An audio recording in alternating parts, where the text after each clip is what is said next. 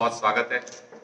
जैसा कि आप सब साथियों को पता है कि आज हरियाणा का बजट विधानसभा में पेश किया गया और जैसी कि उम्मीद थी सरकार से, क्योंकि एक लोकतांत्रिक तरीके से चलने वाली या लोगों की मनपसंद सरकार ये इस वक्त नहीं है। सब लोग नफरत की निगाह से इस सरकार को देख रहे हैं। तो सरकार ने अपने बजट में भी रेसिप्रोकेट किया उसको। सरकार ने अपने बजट में भी लोगों के प्रति वैसी भावना रखी जैसी लोगों की आज के दिन में सरकार के प्रति भावना है, यानी नफरत की भावना से। इस पूरे बजट के अंदर अगर मैं इसको चंद शब्दों में समेटना चाहूं तो ये बजट महिला विरोधी, किसान विरोधी, छात्र विरोधी, कर्मचारी विरोधी, शिक्षा और स्वास्थ्य विरोधी, ये हर उस मुकाम पे फेल नजर आता है जिसके लिए कोई भी लोकतांत्रिक सरकार की जिम्मेदारी है कि वो काम करे। मैं एक एक करके कुछ महत्वपूर्ण बिंदुओं पे आपका ध्यान आकर्षित करना चाहता हूं जिससे ये आप समझ सके कि किस तरीके से एक कागज का पुलिंदा भर तैयार कर दिया गया। बजट जैसा या लोगों को सुविधा देने जैसी इस बजट के अंदर कुछ भी नहीं था। सबसे पहली चीज, 50,000 करोड़ के घाटे का बजट है हरियाणा के अंदर। 8 साल से खट्टर सरकार चल रही है। रेवेन्यू को बढ़ाने के लिए, भ्रष्टाचार को रोक के सरकारी खाते में पैसा आए, उसके लिए कोई काम नहीं किया गया।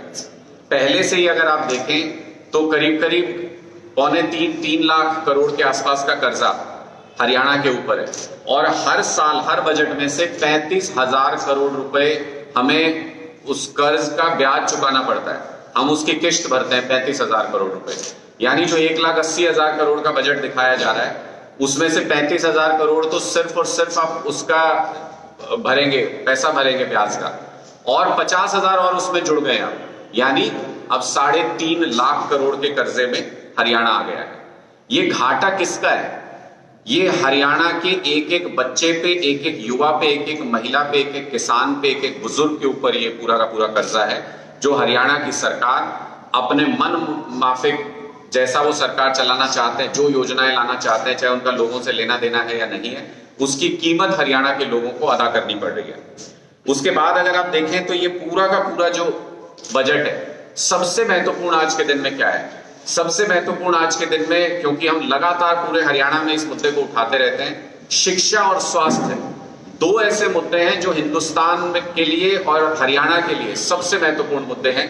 शिक्षा बजट और स्वास्थ्य बजट में कोई वृद्धि नहीं है, लगभग ना के बराबर वृद्धि है, और उसको छुपाने के लिए कि इसमें कोई वृद्धि नहीं की गई है, इसको छुपाने के लिए पिछले साल से इन्होंने एक नई तिकड़म शुरू कर दी जिसमें शिक्षा, खेल और कला के बजट को इकट्ठा समाहित करके बताया जाता है कि इतने हजार करोड़ इसके लिए दिए जा रहे हैं, ताकि शिक्षा के ऊपर लगने वाले आंकड़े को छुपाया जा सके। असलियत में शिक्षा और स्वास्थ्य के ऊपर बजट में कोई ना के बराबर वृद्धि है, कोई वृद्धि नहीं है। दूसरी बात कि इन्होंने पिछले बजट में यह कहा था कि 362 नए संस्कृति स्कूल खोलेंगे।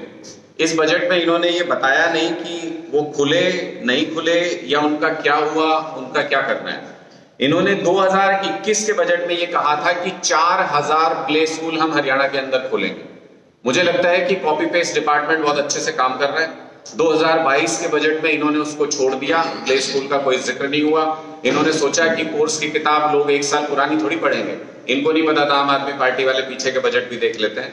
2023 में आके इन्होंने दोबारा 2021 का कॉपी पेस्ट कर दिया कि 4,000 प्ले स्कूल खोलेंगे। पहले वाले 4,000 खोले कि नहीं खोले? अगर खोले तो वो कहां गए? और ये नए प्ले स्कूल अगर पहले वाले नहीं खुले तो क्या ये हर बार वादा करते रहेंगे, 1 साल छोड़ के 1 साल उन्हीं वादों को कॉपी पेस्ट करते रहेंगे? क्या इस तरीके से खट्टर साहब सरकार चलाएंगे? दूसरा, इन्होंने 2021 में ये कहा था कि 4 मेडिकल कॉलेज खोले जाएंगे। इनमें पंचकुला, पलवल, दादरी और फतेहाबाद में इन्होंने अनाउंसमेंट किया था। कहां है ये मेडिकल कॉलेज? काम भी शुरू हुआ है कि नहीं हुआ है? बजट एलोकेशन हुआ है या नहीं हुआ है? कोई जिक्र उसका इस बजट के अंदर नहीं किया गया। इन्होंने कहा कि हम 894 स्कूलों में बेंच लगवाएंगे। इसको बड़ी उपलब्धि करके खट्टर साहब ने गिनवाया अपने। 8 साल सरकार चलाने के बाद अगर ये 894 स्कूलों में बेंच लगवा रहे हैं तो इनके लिए डूब मरने की बात है, शर्म आनी चाहिए इनको। और दूसरा आंकड़ा जो मैं आपके सामने रख रहा हूं, 14,000 स्कूल है हरियाणा के अंदर, 894 स्कूलों में बेंच लगवाएंगे, बाकी उनका क्या होगा? बाकी स्कूलों का क्या होगा? यानी ये 20 साल की योजना बना के चल रहे हैं कि हमारे बच्चों को 20 साल लगेंगे अच्छे बेंचों पे बैठने के लिए। अच्छे स्कूल और पढ़ाई तो बहुत दूर की बात है। इसके अलावा अगर आप देखें तो हरियाणा में कुल पद जो इस वक्त खाली हैं वो 1,82,000 है। इनका जो प्रॉमिस है, वैसे तो एक भी प्रॉमिस पिछले बजट के भी आप उठा के देख लीजिए, कोई भी ये सरकार पूरे नहीं कर पाती। लेकिन इनका जो प्रॉमिस भी है, इनकी जो सोच का दायरा है, वो भी 65,000 नौकरी की घोषणा इन्होंने की कि हम इस बजट में देंगे, इस साल में देंगे। इनकी सोच का दायरा 65 तक ही जाता है, जबकि कुल पद जो रिक्त है वो 1,82,000 आज के दिन में हरियाणा के अंदर है। यानी ये युवाओं को इस साल भी, इस बजट में भी रोजगार के नाम पे इन्होंने कुछ नहीं दिया।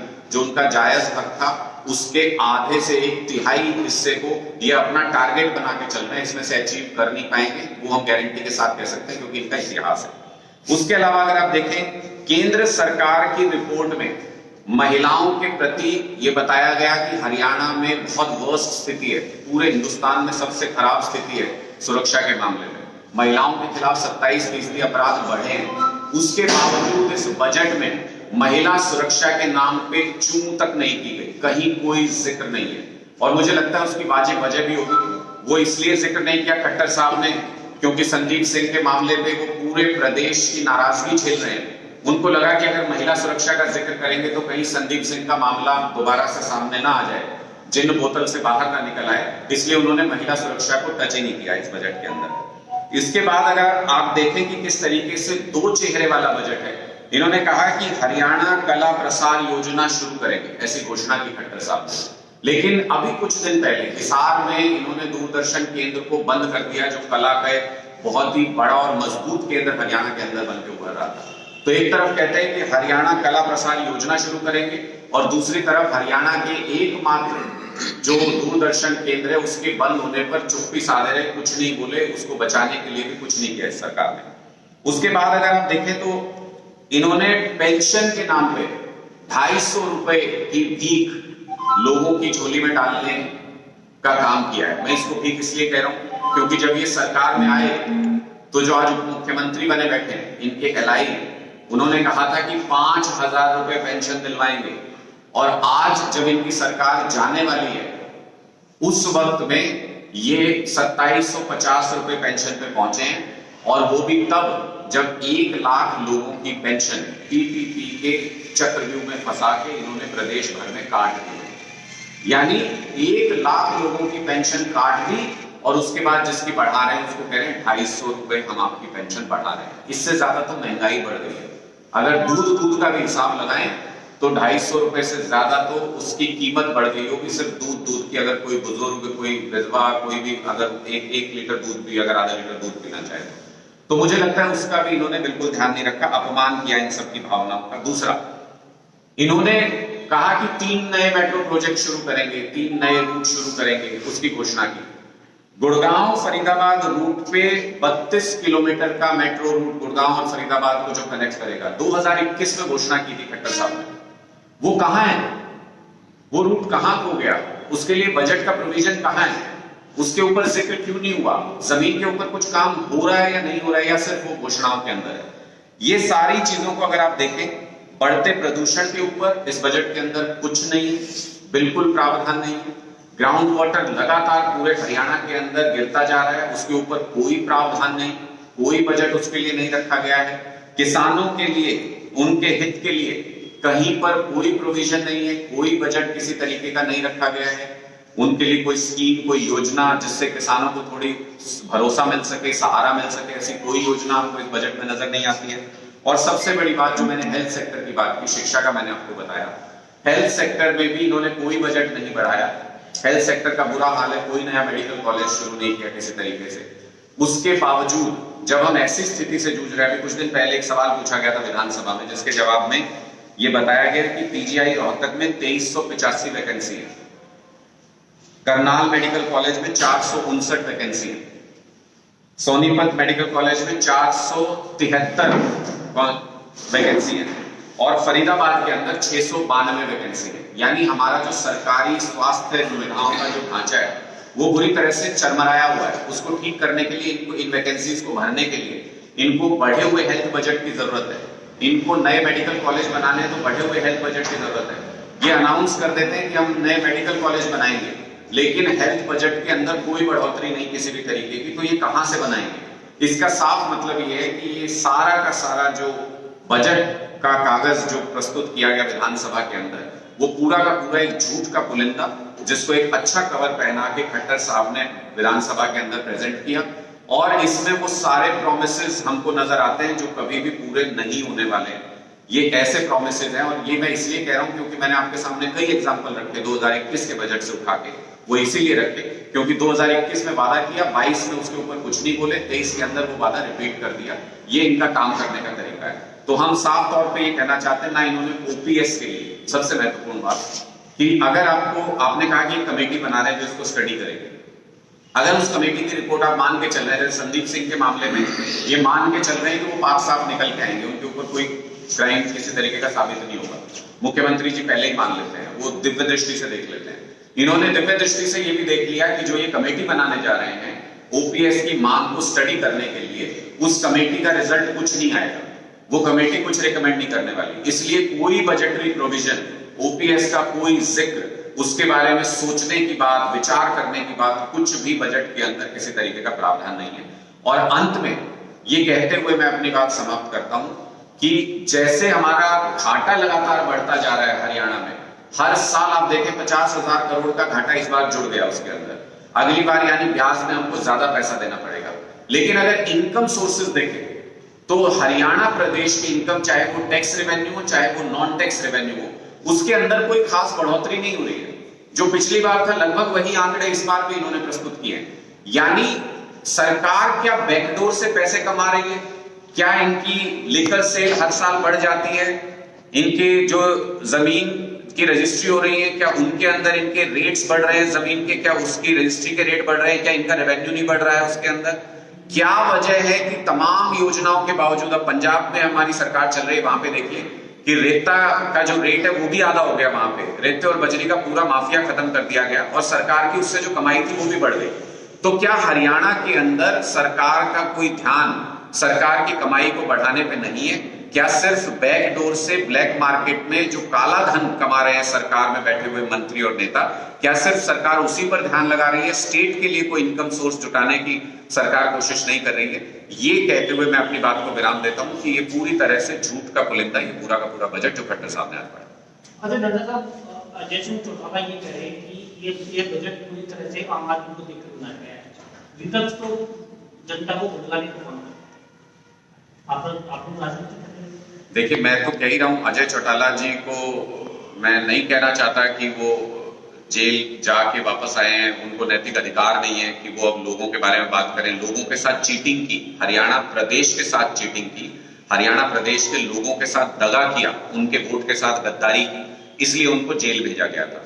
अब वापस आके वो राजनीतिक ज्ञान और नैतिक ज्ञान अगर हरियाणा प्रदेश के लोगों को देंगे तो मुझे नहीं लगता कोई उनसे ये स्वीकार करेगा। लेकिन फिर भी एक पॉलिटिकल पार्टी का एक बयान होने के नाते मैं इस पे जवाब जरूर दूंगा, और मैं ये जवाब दूंगा कि उनको सबसे पहला अपना वादा, जिसके दम पे वो आए थे 10 सीटें लेके, उनकी पार्टी आई थी, उनको सबसे पहला अपना वादा याद करना चाहिए कि 5,000 रुपए की पेंशन दिलाएंगे।